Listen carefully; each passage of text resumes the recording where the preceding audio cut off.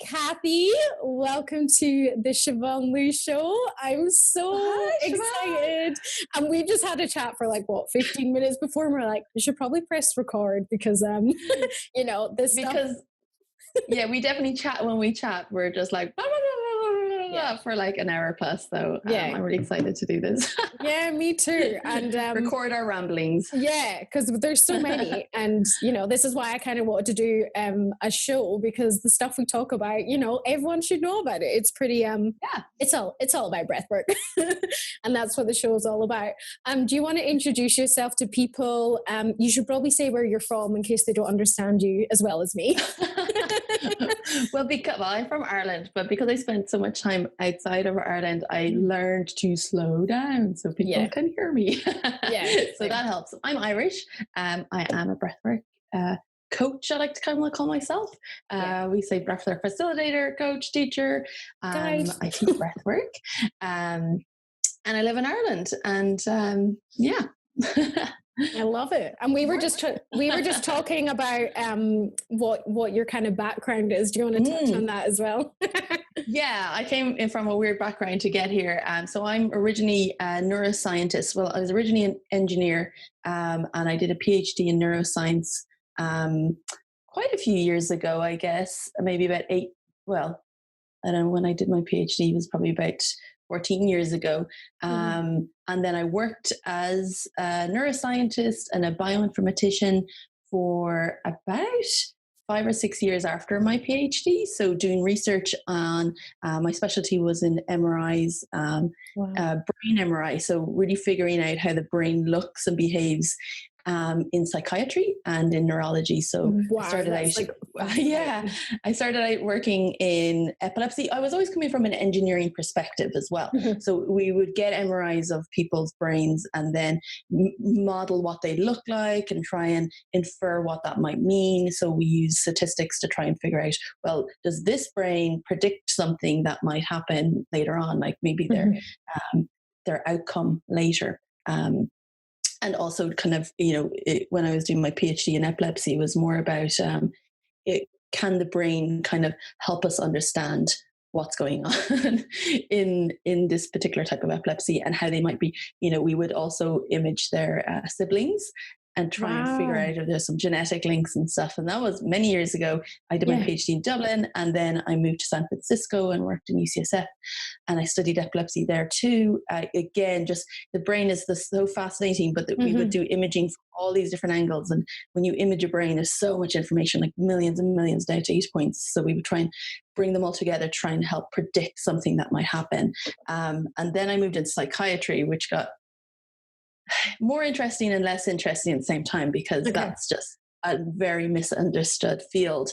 So it was very difficult to infer anything. So I looked at, I studied people who were having episodes of psychosis, and then we would follow them for a few years and get them to come back and image them again and see if we could see over time what's happening in their brain, which loads of things were happening, but it made, it was very hard to link it to anything. And then I moved back to Ireland and I taught here, I lectured here, and I was a research scientist. And then lastly, I moved to King's College in London, where I was a bioinformatician, again, just taking huge amounts of information and trying and predict things. And that's when I left, because at the end of the day, I didn't really like it. I didn't really like being an academic. I didn't like being an academic, and it was stressing me out, because I think I was just in the wrong role for a long time. But actually that was the start of leading me into all sorts of things we're probably going to talk about today. The most exciting journey ever. Yeah. Finishing my PhD was so stressful that I was trying to finish my PhD while I had a full-time job, literally losing the plot, had to go see a therapist. And that was so helpful, because that just started my understanding myself. And then when I left my job in my actual career, oh my God, that was just an amazing journey, because I, did all sorts of things to try and figure out how to listen to myself. Because I didn't know how to listen to myself. I kept doing things I should do. Well, I got a PhD, I guess I should XYZ, I guess I need to be a professor. I guess I need to do this. And then I was just like exhausted and miserable and tired, and I didn't know how to listen to myself. So I spent many years trying to do that. And I feel like I really do that now as much as possible. Which I love, because it ends up being, you know, me just saying no to lots of things all the time. Just don't know why. It just doesn't feel right. You know, that kind of thing. And it feels really good and really empowering, and ends up guiding you to crazy places, which has been amazing. So 100%. That's me in a nutshell. And how was there like a turning point for you that you're like, okay, I need to fucking stop this, and you know, it's not for me anymore? Like, what was like, because you know, I remember my turning point. Do you remember yours? What's not for me, just career wise? Yeah, career. Oh my God. Yeah, I do. Because I moved back home to Ireland. I was living in Galway for about 2.5 years, lecturing and and researching over there. And I kept thinking it was me. I kept thinking I was the problem. I kept thinking, oh, I'm just stressed. I'm just this. It's not the job or anything. And, you know, there's something wrong with me, essentially. I'm just a stressful person. I moved to London for many reasons. One, I was just needed a change. I was living in this small town, which Galway is amazing, but I didn't really know a lot of people. You know, with research and academia, you're just by yourself most of the time, and it's clearly not good for my personality. So when I moved to London, I was like, oh, I'm just going to go and work in King's College, which was this insanely reputable university in what I did. So I'm just going to work in the best place in the world to do this stuff that will fix my problem. And then I was there, and I was literally coming home most nights crying because I was like, I hate this. I felt I was going into a little different field, and I found it difficult. It just was getting more mathsy, which just wasn't really suiting me. And I just kept breaking down. And I think this is the problem. I needed that to happen. And I think if I didn't get to a stage where I kept breaking down, I wouldn't have made a decision. Because when I left, I just left. Like, I mean, I decided, and then I left maybe 2 months later because I was like, I have no money. So I tried to save every penny just to pay my rent for a few months. Wow. And when I left, I so knew. It's almost like I don't suggest you stay somewhere for too long, but for me, it's almost like I had to, because I just knew. At that stage, I was like, I don't care. I know this is not for me. And then when I left, I like literally got a job in a coffee shop in Clapham, and it was like the best thing ever. That's what happens. Freedom. I didn't care. And everyone kept going, why would you do this? You would leave this career. And what was interesting in the academic job at the time, because you know, at this stage, I was definitely on the long-term track, and a lot of people I was working with were similar. And when I first announced I was leaving, they're like, oh, well, where are you going? I'm like, I don't know. I'm not going anywhere. I'm just not coming here anymore. And people were a bit like shocked that I would just leave academia without a plan. And of course, in the back of my mind, it was like, I'm going to, I'll leave when I figure out what it is I'm going to do, but that never happened. So when I said I was just leaving, people were a bit like taken aback, like, you can't do that. So everyone seemed a little bit like uptight and being like, why would you do that? I'm like, I just don't want to do this more. I fucking can't handle this in general.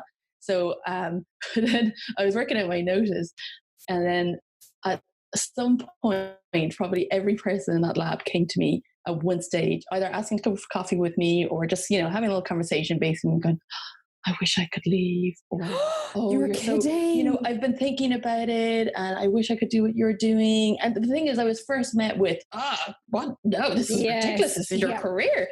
Every single person told me at some stage that they either thought what I was doing was really admirable, and I wish they could do it because, but they put a mortgage and they can't, and things, blah, blah, blah. But every single person kind of at the end was just like, oh yeah, I get it. But it was so funny because, you know, when you make a decision that you're a little unsure of, and people go, what? Why would you do that? You go, oh shit. You question yourself. Maybe I shouldn't. But this one was not, I never felt so powerful in my life, because I was like, don't care. I know, like, I don't care if you don't understand, because this feels so right to me. And I think that was the very first time in my life, maybe not the first time in my life, I'd probably done it. It was the biggest one in my life where I was just like, felt so in tune with myself, and I just knew it was right. And then loads of weird things happened after that. People I met and places I went, and, you know, I started listening to myself. Those are connections. So doors started opening up. Like the cafe I worked in was this little community cafe in this beautiful theatre in Clapham. I'd been volunteering there, and then I started working there just for mornings, just to make some money. And the woman who was running the place is now like one of my best friends. Really? Yeah, she's like a spiritual coach. Oh, wow. Yeah, and she's like amazing. Oh, she's just a wonderful, wonderful person that we connected. And then she was doing some, more formal training and coaching, and she wanted to practice on someone. But she was like insanely amazing. So she was my coach, like a life coach / spiritual coach for like years after that. Like, it was just so weird, the people I met. And then I went on a 10-day silent meditation around that time. How was that? Actually, I mean, it's like spiritual boot camp, someone told me afterwards. And I was like, it was. Really? Can you tell us a little bit about it? Because I've never done one. It's on the list, but now I have 2 dogs. I'm like, do I really want to leave them for 10 days? It's a weird one, because it was definitely on my list of things I would have liked to do in my life. But after I did it, I definitely don't recommend it to everybody, because I didn't realize how hard it was going to be. Now, saying that, some people get a lot. I think you'd get a lot out. I think you'd enjoy it. But it is, you wouldn't. No, you wouldn't. I'm not. Nobody enjoys it. It would be good, like a learning curve or like a journey. Yeah, I think you love doing things that are quite intense. So I think you'd love it. I wasn't. Yeah, exactly. So I think it's really intense, but it's not it's not what I thought it was going to be. Because I was like, oh, I guess the hardest part is just going to feel bored, just not talking for 10 days. Mm-hmm. No, like, you meditate for like 8 hours a day. It's not the boredom, it's the things that come up. It's insane. I never thought it could be like that. Like, it's the most intense experience, and trying to get through 10 days when it feels so overwhelming all the time was not expected. I always remember at the time afterwards, I was like, that was the hardest thing I ever did in my life. And I gave up smoking. I was like, giving up smoking and doing 10 days silent meditation was the hardest things I ever did in my life. At that point, there was harder things to come. But it changed my life, but I'm not sure I'd do it again. Like, I mean, it changed my life in terms of, I think, so much that I cried a lot during it. I laughed a lot. I remember going out in this woods area. You can go for a little walk around and just going, talk. So I was just so frustrated. Yeah. So many bizarre things were happening to me, let's say towards the end of it, where I'd sit in meditation, and it's Vipassana meditation. You just sit and you watch your breath, in different ways, kind of, there's a progression in it. But I was getting intense visuals. Like, it was definitely akin to doing breath work or having a psychedelic experience in some way. It was like, I still I can remember some of the things that were happening. I had this thing where there was like a pit of snakes in my stomach. It was a black snakes. And then I saw this child, which obviously was me, was looking after these snakes. And she thought her job was to mind the snakes. And I was like, what are you doing here? Why are you minding these crazy snakes that are real, unconscious, not happy snakes? Like, they don't have anything. Like, it was almost like this kid was left there to just look after all this. It was just the most weird visuals where I was like, oh my God, I've abandoned my inner child. Sometimes to that effect. Yeah. So when you were lots of that kind of stuff. When you were seeing them, were you like scared? Because, sometimes I do not in breath work, I feel held in breath work, but in terms of meditations, if I do seated meditations and they're full on like that, I'm kind of like, I kind of want to come out of it. Did you feel like that? Were you like, I'm just going to roll with these snakes and see what they want?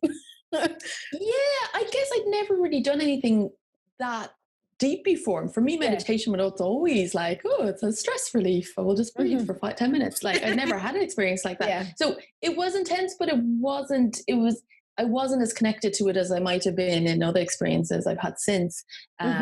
It was more dreamy like than in it, It was just like, whoa. And I would have back pain for a long time. I broke my back twice in my life. Really? And I've had back pain for so many years, which I don't have anymore, but I would have intense back spasms.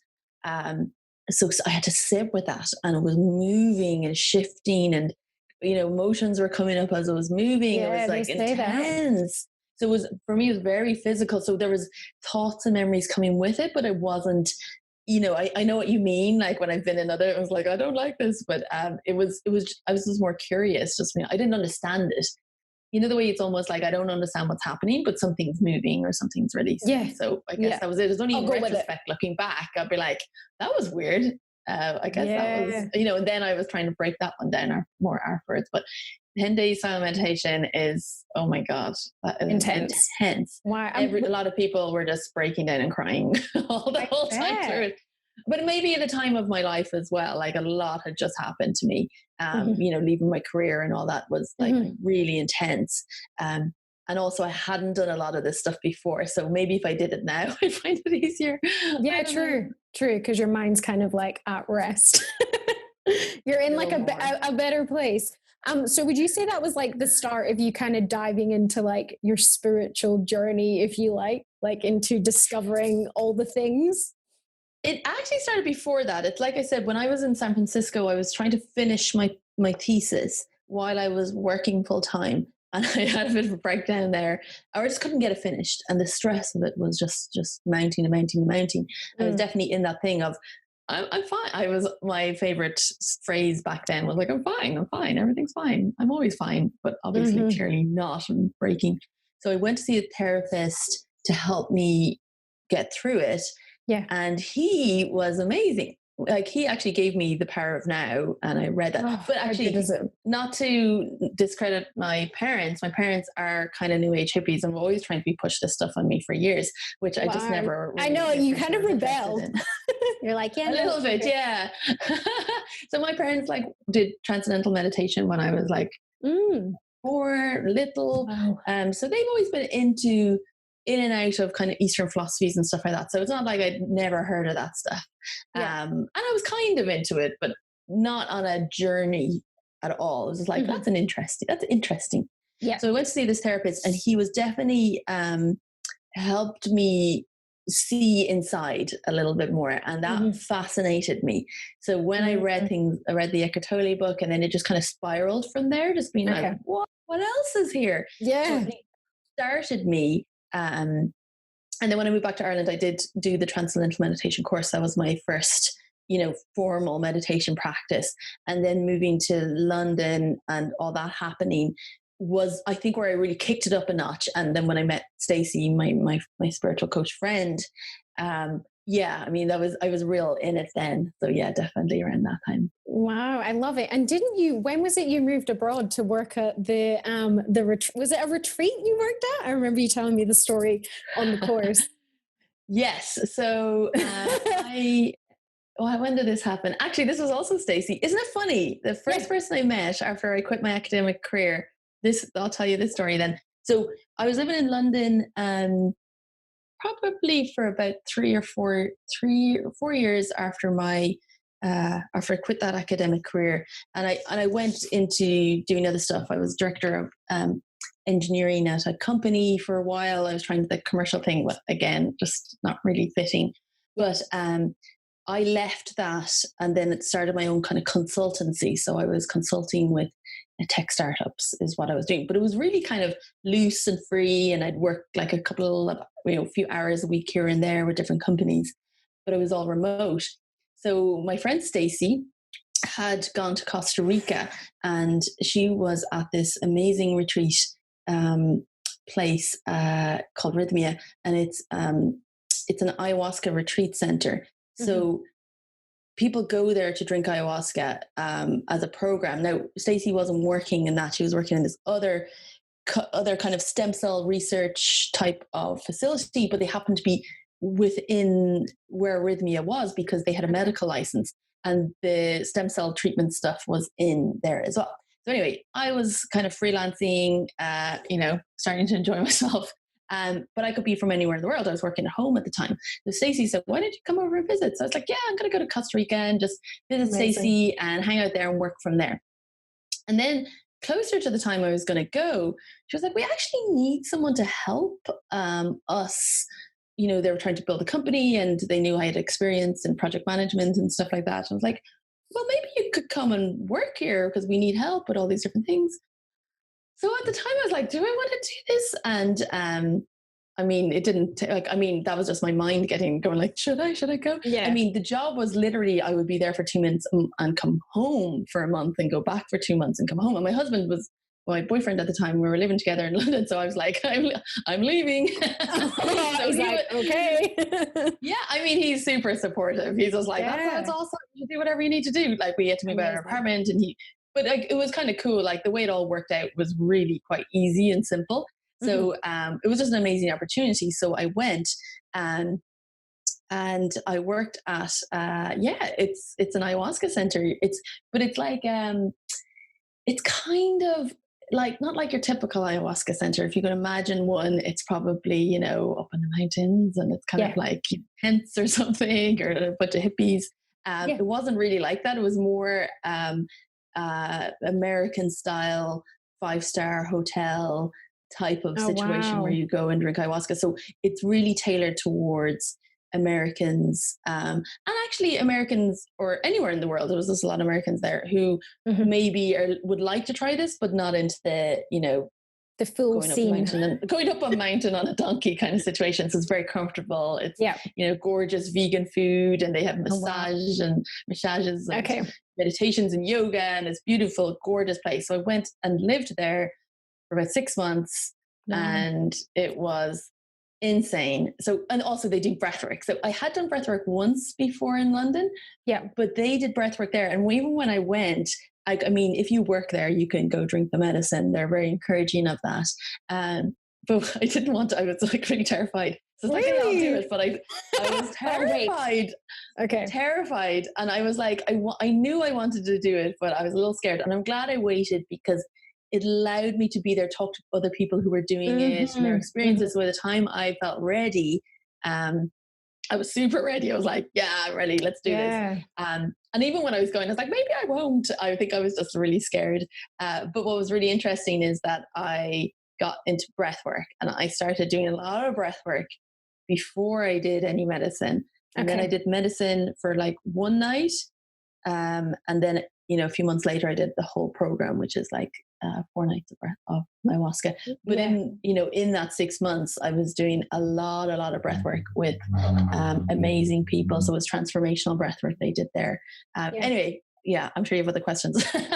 No, it's interesting. So that breath work's obviously different to what we facilitate. So the transformational breath work, because that's something I want to talk about as well, because breathwork's just kind of getting thrown all over the place right now about like, oh, this is breathwork, that's breathwork, and it's like, no, and we're quite passionate about it's very different, and what we facilitate is very different. So transformational breathwork, what's the difference with that one? It's very similar to what we do in terms of David Elliott's breathwork. So I was doing transformation breathwork, so that's what they taught there. It's very similar in the effects it has, but the breathing technique is very, very similar. You all have like, when we talk about breath work, as you're just saying, there's like holotropic, rebirthing, box breathing. But that's the thing. That's I would put that in a different category. So if you got holotropic, you got transformational, you got David Elliott's, you got those kind of ones. Then you got box breathing and breathing. I would call them breathing techniques as opposed to breath work. I love and I can understand why they're all lumped. They're all lumped in together. It was so funny. I was about to do a video on this today on my IG Live, because I wanted to explain this to people. Was because, and the thing is, I'm sure it's no problem calling it breath work, because it's not. I guess it's not up to, this word has been around for so long to explain so many things, but there needs to be some clarity at this stage, because a lot of people go, or on their courses and things like that. It's like, oh, we do meditation and breath work. But what do you do? Are we going to have a psychedelic experience, or are we going to box breathe? And if you don't know, box breathing is just breathing in for following your breath. Breathe out for it's following your breath. Yes. Vipassana is breath work. Well, maybe it's not. That might be the where it stops, because Vipassana is watching your breath. Whereas the minute you hit box breathing, you're controlling your breath. It. And even in research articles, I do read where people say the definition of breath work is any method where you control your breath. So it's almost like we need another word to describe this number of techniques that are more the psychedelic side of things. I totally agree. Technically, they are all breath work, but we know there's a big difference. It's so true, because everyone that comes to like my class is like, yeah, I've done breath work, like I do yoga, and I've done like, you know, they just say like box breathing, and I'm like, oh God, I want to be like, no, you've not. Yeah. I'm like, well, this is going to be a little different. This is going to blow your fucking mind. So, you know, have you done that type of breath work? I always have to caveat a bit at the start. Like, I don't like scaring people, but I like them to be a little prepared of what they're about to do. Of course. Because I think a lot of people turn up thinking it's something else. Yeah. And it's not, you know, I mean, we talked about this last time when we had our chat, and it's like, we're so passionate about like how different it is in terms of like the experience, and it's psychedelic, the kind of DMT release, the healing, the visions, the realizations, the message, you know, your little inner child coming through. Like, and it's something that I think people need to know. Like, there's a difference. I mean, I'm seeing it on timetables now everywhere that they do breath work, and I'm like, what? I know, you're like, what? But that's the thing, and it's such in its infancy, you know, breath work in terms of Western delivery of it in yoga classes. Like, for years, like, breath work in holotropic breath work and rebirthing were you know, became a thing in the 60s, and they still are a thing. But if you go to any holotropic or rebirthing, which are amazing techniques, but they definitely still have a 60s, 70s hippie vibe of them. Oh, I love it. Go do breath work and they're quite intense. Like, holotropic, you do it for hours. Like, it's pretty hardcore one. I always say that what we do with David Elliott's breath work is kind of sit somewhere in the middle of, you know, just deep breathing and like holotropic. It's kind of in the middle. Like, it's not as intense. It can be intense, but it's not forceful. So with the one I was doing in Costa Rica with transformational, the main difference was it's a little faster and it's connected. So we go, whereas there it's, I've done that one before in Bali, actually. I've done, I remember doing it like outdoors, and the women kept being like, no, because I was pausing. Like, I kept, because I just, you don't pause. And she was like, no, it's hard. Yeah, keep going. And I'm like, I just can't do this. It's hard. and the thing is, at the end of the day, like, the technique is slightly different, but the results are the same. I even signed up for a friend of mine. So I did your class recently. I signed up for another friend of mine a month or two ago, who I actually learned transformational breathwork off. Everyone's online, so it's so great. So I did her class recently because I hadn't done transformational breathwork since then. And it was and actually what they do, it's more of a as opposed to the two. They do the, I don't know. Anyway, that's mostly it, but it's connected. Yeah. But the results are the same. Yeah. The results are exactly the same. You just get what you're ready for. Yeah, exactly. And I mean, it was amazing both times. And it's like, okay, well, there's a different way of getting you to the same place with these, you know, active, let's call them active breathing breath work. I don't know. We need to think of a name and be like, we're changing the name, David. We've decided. But then people will take that. But the people have tried to do that and they name their one. But then it's still 100 other ones. So like you might hear like clarity breath work or shaman. Well, I guess shamanic breath work is probably a different, but they call them different things because they're trying to do that. But we need a general umbrella term maybe for everything. Although David still hasn't named his one. So David Elliott breath work. It's true. And we should just actually call it that. So it's kind of breathwork, meditation, healing, you know, that's how I kind of differentiate how we say it. And it's the same, like, as you know, I've just done my cacao course, and ceremonial cacao is owned by Keith's Cacao. Like, he came up with the word ceremonial, but he didn't kind of trademark it, and now everyone uses it, but their stuff is not ceremonial. They're just using it and adding it to their kind of name of cacao. Interesting. And that's the thing with when something's not regulated, and that's fine. Like, you know, I don't necessarily want this to become super regulated at the moment. It's too young. I guess there are people trying to regulate it, which is fine, but you know, I think it's just that kind of teething problem. It's like when yoga came out, you know, all these different types of yoga, and, you know. Yeah, they didn't know what to name, I guess. So speaking of breath work, How did you find it? The David Elliott breathwork. Oh, fab. Okay, so I was working in this amazing place in Costa Rica, living my best life. It was so amazing. And the role I had, so I worked in this stem cell treatment kind of thing that I went there, and the plan was to expand it, and globalize it, and we're going to move it all over the world. And about 6 months later, like, yeah, we're closing down. So, really? So that didn't really pan out. Okay. I mean, it could have. It was just, the owner was just wanting to do different things. Okay. But you know what? That was perfect. It's so funny because I really had started listening to myself a lot more then. And even before I went, I go, I'm pretty sure I'm not going here because of this job. Really? I'm going here for what else. Yes, I actually said, I'm going here for what else I'm going to discover. And you know what? Sometimes your brain comes in and starts telling you what that might be. So I knew I was going there for something else. It was going to open the door for something else. Mm-hmm. But I kept saying, I think I'm going to meet someone, or I'm going to meet someone who's going to introduce me to someone, that kind of thing. I thought it was going to be like that. Mm-hmm. But actually what I found was breathwork. And one thing to say, I was having these amazing breathwork experiences here at Rhythmia.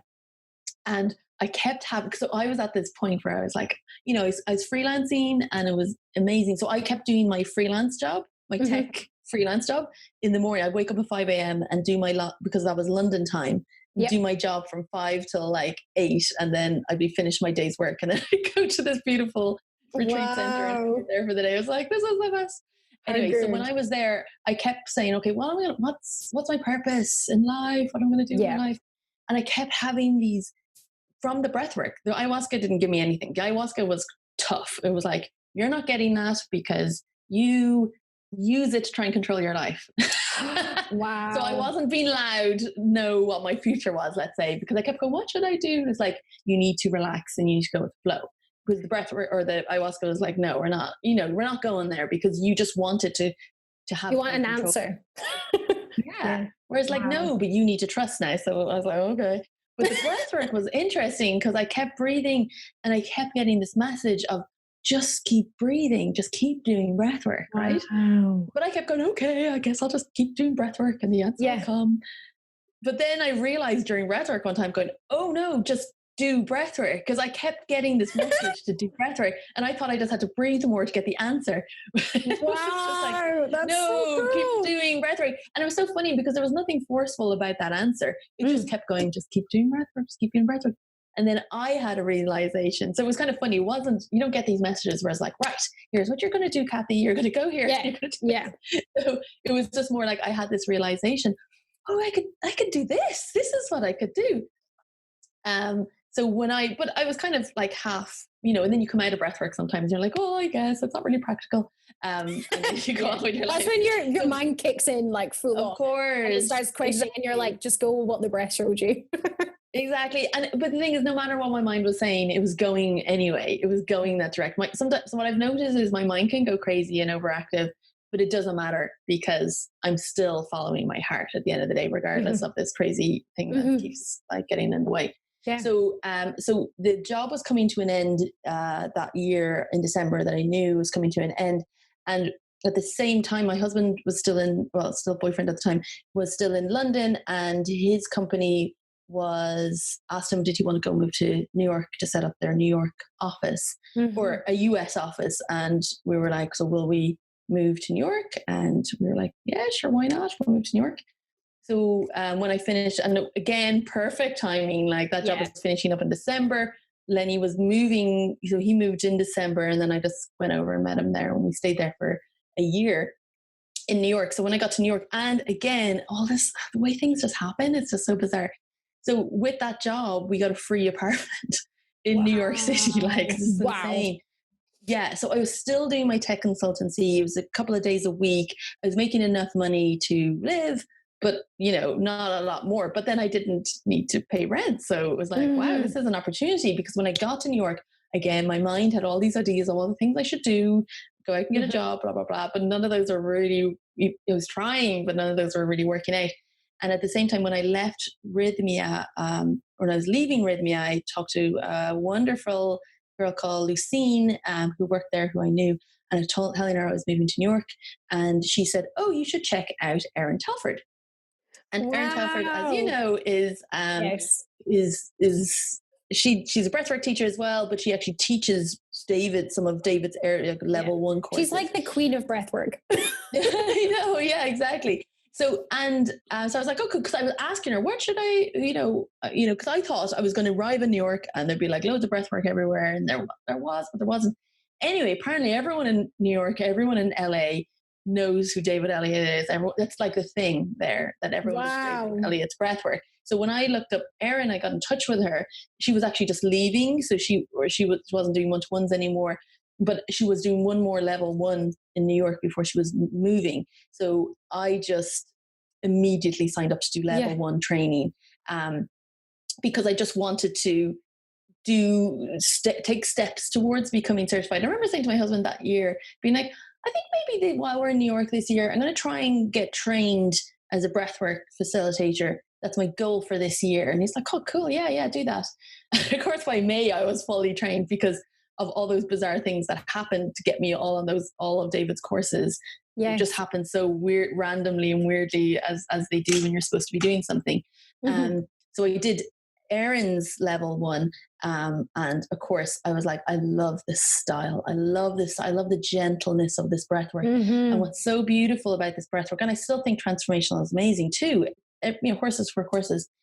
There's something so gentle about this breathwork that if you're ready and willing and open, you're going to drop super deep.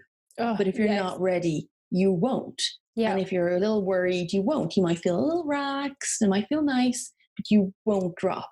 Where some of the other breathworks are quite intense and it's almost a little more forceful of the dropping. Whereas I think with David's one, it's and it's just like, yeah, you may. And then, as long as you're ready to go there, you're going to go to some amazing places. So I asked David once, what's the difference between this breathwork and transformational or other ones? I don't really understand. How do I describe it? And of course, David, he's just like, I don't know. What do you think? What do you think?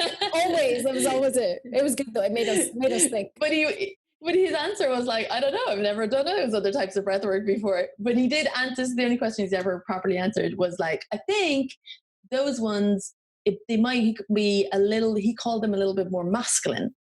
Ooh, and his one that he teaches is more on the feminine.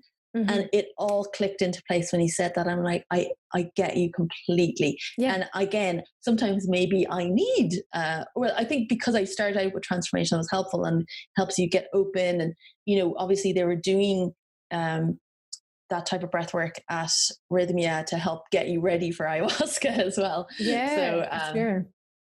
So that was a really good explanation. So anyway, so I did the level 1 with Erin in New York, and then immediately went to book onto the level 1 to 3. Of course, I couldn't get on it because they're always full. Random amazing things happened where Emily got on the course, our friend Emily, because I met Emily at level 1. Okay. She was on the course, and then I was like, oh man, I wish I could go. She goes, yeah, because we could get an Airbnb together, blah blah blah. Because she got off the wait list, but I was clearly still on the wait list. And I emailed him and I was like, oh, it's just my friend Emily's going. And is there any chance? And he wrote back and goes, okay, only just because the two of you are coming together. Sure, I'll get you on it.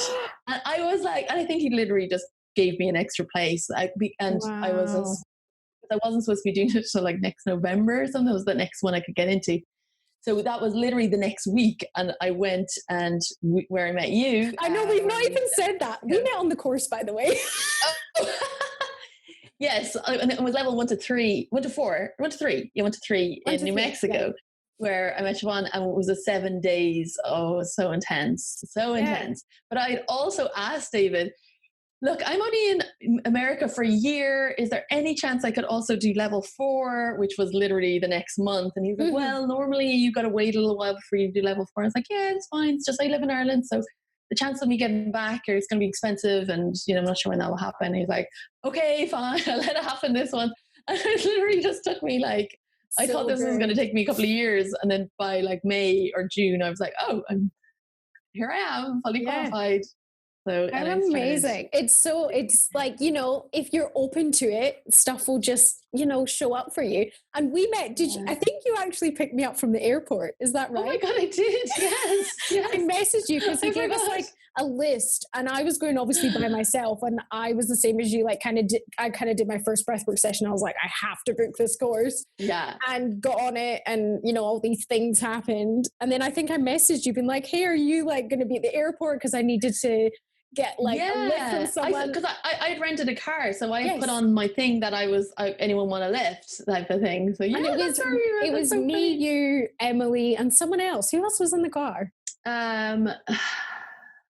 That's Victoria. Victoria. Was it? No, it wasn't Emily, because I picked up Emily later. And who were you with when you picked me up? It was Victoria, and oh my God, my brain. Yes, I can see her face. Is it Jess Richardson? Jessica. And it was so fun. And as soon as I met you girls, like immediately I was like, oh, this is like, I'm in the right place, it's safe. And the fact that I'm like, are you Irish? And obviously I'm Swedish. And then it's like, we definitely bonded. We're like, we're just going to be besties this whole time, because of our accents. And that course was intense. Oh, so intense. It was pretty full on. You do breath work like twice a day for 7 days, and it was full on. It was amazing, full on. I think you get so much out of it for yourself. You think you're going to learn some stuff to be delivering to other people. Learn about you. But you do. But you learn about you. And I mean, I had to go through, I moved through a lot of stuff that week. Same. Which is what David says, is that, well, you need to. You need to move through your big stuff so you can do this. Exactly. Well, this is what I say to people. It's like the reason it was so intense is because I had to look at my own shit and be like a clear vessel. Because how am I supposed to hold space or help other people, But I was the same. I went into that course like a completely I should say coming out of it, I was a completely different person, and it was so nice. Like share. I always love how, this is why I opened like a shed, because the community, there was 44 of us. We shared our stories, we talked, we breathed. It was so open, we're all just like, okay, like what happened with your like inner child, or like with your parents. And we just talked, like for breakfast. It was like talking about, it was therapy, 24/7. But what I think is so amazing about a breathwork community, wherever I've done it, is the people who are drawn to breathwork aren't afraid to move through their shit. Well, we're always afraid, but we are willing to look at our shit and be with our shit and admit to the fact that all our, Ducky! Abby just disappeared into the podcast. So I always find that, and a lot of spiritual communities, to be honest, I've never resonated that much with, because I don't know, it's just, I've always felt a little outsider when it comes to spiritual communities. But with breathwork, I never do, because it's super honest. Everyone's just being themselves, and not that everyone's always trying to be someone else in a spiritual community, but it just never resonated with me that much. With breathwork communities are just normal people, just willing to look at their shit. Yeah. And I think you kind of have to, like, the breath kind of forces you to, and afterwards everyone is so open and they're willing to talk and share. And it's just so beautiful being like, hey, I'm not alone. Like we all have our shit. Yeah, exactly.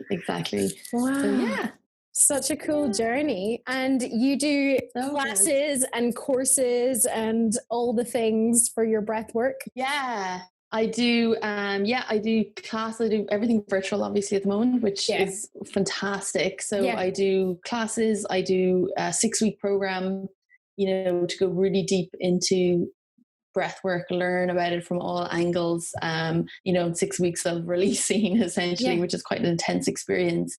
So it is an intensive breath work. And then I do one-to-ones as well. And I'm working on a few different programs at the moment. I really enjoy teaching in groups, kind of small groups. And I've recently finished my training in NLP, which is more about changing our mindset. So I'm really interested in bringing those things together and help people really transform. People who are ready to do work, ready to change, or just, when you get that moment where you're just so fed up and sick of whatever current situation you're in, and you want change, but you're not sure where to go. Like I love working with people who are just, I'm here, I'm ready to do the work. And yeah, that's, you know, but, you know, you're ready to kind of go deep and understand what's there so you can release it. Yeah. So yeah, I love doing that. So yeah, I've been doing that. I'm back in Ireland now and doing it here. Irish people are so responsive to it. Everyone's really enjoying it. So good. Yeah. Yeah, I love that. I know. And I say the same thing. I'm like, you know, just kind of don't come unless you're ready to do the work. Like you need to be, you know, open to it and ready. And if it's not for you, that's fine. You know, if you listen to people talk about it and you're like, oh, that's not me, or it's too intense, you don't have to come and do it. You know, and like a lot of people love it and they try and convince their friends to do it, and they might come and try it and be like, I don't know about that. And also, I think if you're not ready for it, you're probably not going to have a deep experience. But then there's the other people who come not ready for it and they do have a deep experience, and then I might never hear from them again, or I think I'll hear from them at some point in the future.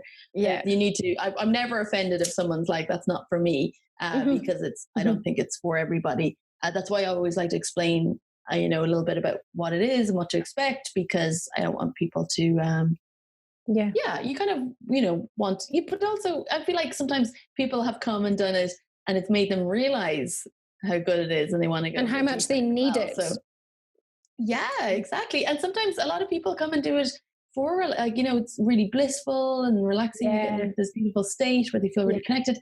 And, you know, if they can get that from it without having to go super deep, I think your mind and your subconscious is going to help you get what you need from breath work. So yeah, I have a lot of people just come because, you know, it's just their reset for the week, and that's fine. Yeah. I mean, they'll come onto one of my programs if they want to go a little deeper, but if you want to come for an hour class just to reset, then great. Yeah. I know. And I'm doing one of your classes tomorrow morning. I'm getting up at 4 a.m. Like 5 a.m. Well, I'm getting up at 4 to drink my dog's like, hello. I'm getting up at 4 a.m. to drink my cacao, and then 5 a.m. I'm doing the class with you. Oh, I love it. You know, I always say this, it's the only thing I will get out of bed for at that time is for someone to like hold space for me, to take part in a class, you know, and everyone that I kind of met on the course is all overseas doing their classes virtually. So it's like, well, I'm just going to have to get up early, but I love it. Like, I'm so excited for it. What's the time now? It's like 5 p.m. our time, you know, and I just can't wait to like go to bed early, wake up, get like my whole setup ready, like my oils, my sage and my blankets. Yes. I love doing other people's classes. I really do. Like, I think it's so important for me. Like, I could go weeks or months without doing that. And then I have this moment where because I'll obviously do breathwork myself, but I need to join a class now and then. It's just so different. 100%. So yeah, I love doing that. Yeah. Yeah, cool. I can't wait for the morning. So if people want to reach out to you, where can they find you? Like social medias? You've got a website as well, don't you? I do, yeah. Breathworkcoaching.com, and at Breathwork Coaching is my Instagram.